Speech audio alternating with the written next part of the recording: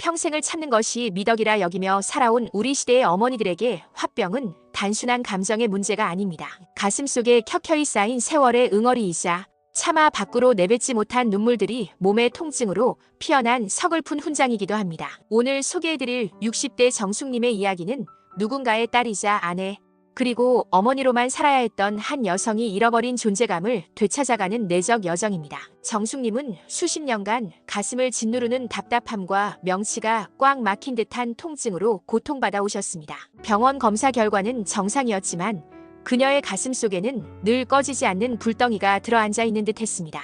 이것은 단순히 성격이 예민해서 생기는 일이 아닙니다. 가부장적인 문화 속에서 억눌린 감정들이 신체적 증상으로 나타나는 전형적인 심리적 압박의 결과입니다. 화병은 오랜 스트레스로 인한 자율신경계 불균형 같은 육체적 원인과 참아야만 인정받을 수 있다는 낮은 자기 가치감 같은 심리적 원인이 복합적으로 작용합니다. 특히 남아선호 사상 아래에서의 차별이나 배우자의 외도, 자녀를 위한 일방적인 희생은 만성적인 화를 유발합니다. 이를 해결하기 위해서는 왜곡된 삶의 프레임을 바로잡고 무의식 깊은 곳에 뿌리 감정을 마주하는 최면 심리 상담이 큰 도움이 됩니다. 6남매 중 넷째 딸로 태어난 정숙님의 존재는 늘 뒷전이었습니다. 또 딸이냐는 할머니의 타박 속에서 그녀가 선택한 유일한 생존 전략은 착한 아이가 되는 것이었습니다. 결혼 후에도 남편의 상습적인 외도를 견디며 세 남매를 키워냈지만 작고한 남편이 남긴 재산을 두고 벌어지는 자녀들의 갈등은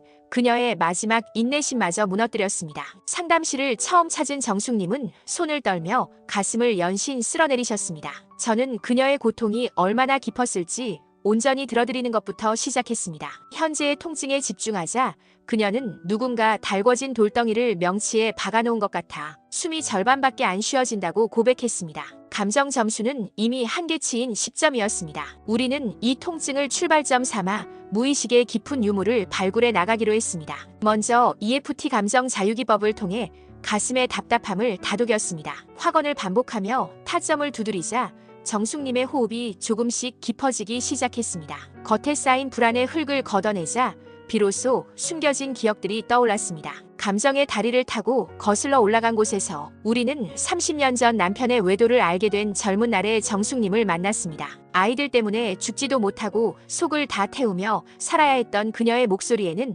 원망과 무력감이 가득했습니다.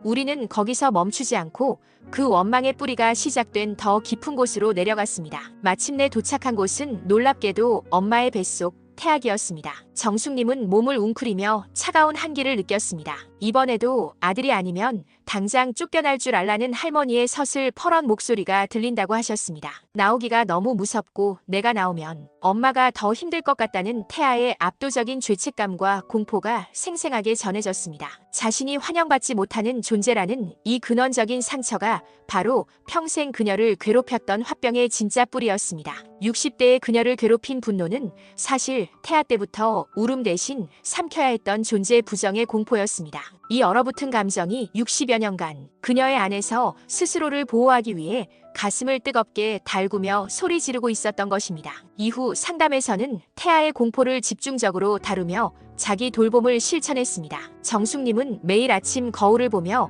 자신이 태어난 것만으로도 귀하고 소중하다는 것을 스스로에게 말해주었습니다. 또한 내면의 목소리들을 만나는 파츠 대화 기법을 통해 자신을 자책하던 마음들이 사실은 험난한 세상을 버티게 도와주려 했던 소중한 일부였음을 깨달았습니다. 그들의 진심을 알아주자 마음속 갈등은 눈 녹듯 사라졌습니다. 7회의 상담이 끝날 무렵 정숙님은 큰 통찰을 얻으셨습니다. 평생 남편과 자식에게 집착했던 이유가 스스로의 소중함을 느껴본 적이 없어 타인에게 인정받음으로써 존재를 확인하려 했던 것임을 알게 된 것입니다. 분노가 가라앉아 찾아온 이 깨달음은 그녀의 삶을 바꾸는 진짜 힘이 되었습니다. 마지막 회기에서 정숙님은 자녀들이 재산 문제로 다투는 상황을 상상해도 아주 평온하다고 말씀하셨습니다. 마음의 점수는 0점이었습니다. 외부의 조건에 흔들리지 않는 든든한 나무와 같다는 후체면 암시를 통해 그녀의 평온함을 무의식에 깊이 새겨드렸습니다. 상담 종결 몇 달 뒤 정숙님의 딸에게서 반가운 소식이 왔습니다.